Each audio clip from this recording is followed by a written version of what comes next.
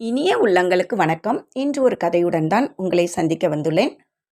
ஒரு அரசர் தன் மக்களின் குறைகளை கண்டறிய நகர்வலம் செல்கிறார் மாறுவேடத்தில். சிறிது தூரம் செல்லும்போது அங்கே ஒரு பிச்சைக்காரனை பார்க்கிறார். அவன் இறைவன் பெயரை கூறி பிச்சை எடுத்துக்கொண்டு இருக்கிறான். அப்பொழுது அவர் அவனை பார்த்து கேட்கிறார், ஏன் இறைவன் பெயரை கூறி பிச்சை எடுக்கிறாய் என்று. அவன் கூறுகிறான், இறைவன் அருள் இருந்தால் மட்டும்தான் என்னை செல்வந்தராக மாற்ற முடியும், இறைவனால் மட்டும்தான் முடியும் என்று அடித்து கூறுகிறான். அரசர் சிறிது தூரம் செல்கிறார். அதன் பின் ஒரு பிச்சைக்காரனை பார்க்கிறார்.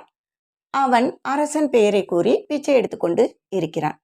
இப்பொழுது அவனை பார்த்தும் கேட்கிறார், நீ ஏன் அரசன் பெயரை கூறி பிச்சை எடுக்கிறாய் என்று. இறைவன் என்னால் கண்ணால் பார்க்க முடியாது, அதனால் நான் இறைவனிடம் கேட்பதில் எந்த பிரயோஜனமும் இல்லை. அரசன் ஒரு நாள் என்னை காணும்போது நிச்சயமாக நான் செல்வந்தனாக மாறிவிடுவேன் என்ற நம்பிக்கை எனக்கு இருக்கிறது என்று கூறுகிறான். அரசர் அரசவை திரும்புகிறார். அரசவையில் இதை விவாதிக்கிறார்.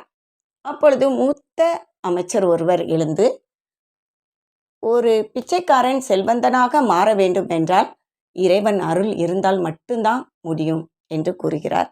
இதனை கேட்ட அரசருக்கு சற்று கோபம். மனதுக்குள்ளே சொல்லிக் கொள்கிறார், ஏன் நான் அந்த பிச்சைக்காரனை செல்வந்தனாக மாற்ற முடியாதா என்று. சிறிது நாட்கள் செல்கிறது. கோயில் திருவிழா வருகிறது. அரசர் குடிமக்கள் அனைவருக்கும் பரிசுகள் வழங்க விரும்புகிறார். அவர் ஒவ்வொருவராக அழைத்து பரிசுகள் கொடுக்கிறார். அதில் அந்த 2 பிச்சைக்காரர்களும் வந்து பரிசுகளை வாங்க நிற்கின்றனர். ஒவ்வொருவருக்கும் ஒரு புத்தாடையும் ஒரு பரங்கிக்காயும் பரிசாக வழங்கப்படுகிறது. அந்த அரசன் பெயரால் பிச்சை எடுத்தவனுக்கு மட்டும் அந்த பரங்கிக்காய்க்குள் சில தங்க வைர நகைகள் வைக்கப்பட்டு கொடுக்கப்படுகிறது. சிறிது நாள் காலங்களுக்கு பின்னால் அரசர் மறுபடியும் நகர்வலம் செல்கிறார். பார்த்தால் பிச்சைக்காரன் அரசன் பெயரால் பிச்சை எடுத்தவன் பிச்சை எடுத்துக்கொண்டுதான் இருக்கிறான். இதனை பார்த்து கோபமுற்ற அரசர் அவன் அருகில் சென்று கேட்கிறார், அரசர் தான் உனக்கு பரிசுகள் வழங்கினாரே, அதன் பின்னும் நீ ஏன் பிச்சை எடுத்துக்கொண்டு இருக்கிறாய் என்று கேட்கிறார். அவன் கூறுகிறான், அரசர் எனக்கு ஒரு பரங்கிக்காய் பரிசாக வழங்கினார். நான் அதனை விற்று 5 வெள்ளிக்காசுகளை பெற்றுக்கொண்டேன். அந்த 5 வெள்ளிக்காசுகளை வைத்து நான் எத்தனை நாள் சாப்பிட முடியும்? அதனால் தான் மறுபடியும் பிச்சை எடுக்க வந்துவிட்டேன் என்று கூறுகிறார்.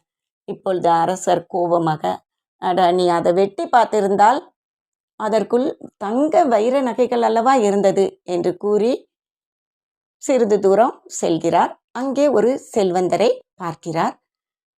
அந்த செல்வந்தரை பார்த்தவுடன் அவருக்கு அடையாளம் தெரிந்துவிட்டது. அவர்தான் இறைவன் பெயரால் பிச்சை எடுத்த அந்த மனிதர்.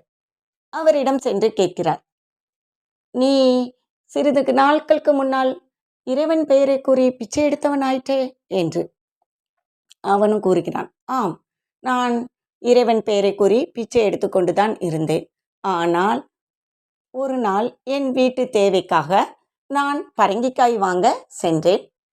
5 வெள்ளிக்காசுகள் கொடுத்து ஒரு பரங்கிக்காயை வாங்கி வீட்டில் வந்து வெட்டி பார்த்தால் அதற்குள் தங்க வைர நகைகளாக இருந்தது. இப்பொழுது நான் செல்வந்தனாக மாறிவிட்டேன். இறைவன் என்னை பரங்கிக்காய்க்குள் தங்க வைர நகைகளை வைத்து கொடுத்து பணக்காரராக மாற்றிவிட்டார் என்று கூறுகிறான். இப்பொழுது அரசர் அதிர்ந்து போய் நின்று விட்டார். என்ன நண்பர்களே, நாம் கூட கஷ்டம் வரும்போது கடவுளிடம் கேட்பதற்கு பதிலாக சில நேரங்களில் மனிதர்களை மட்டுமே நம்பி ஏமாறுவது உண்டு. நாம் கடவுளிடம் நம் கஷ்டங்களை கூறும்போது ஏதாவது ஒரு மனிதர்கள் மூலம் நமக்கு நிச்சயமாக உதவி செய்வார். கடவுளை முழுவதும் நம்புங்கள், கவலையின்றி வாழுங்கள், வாழ்க்கை நிற்கட்டும். நன்றி, மீண்டும் சந்திப்போம்.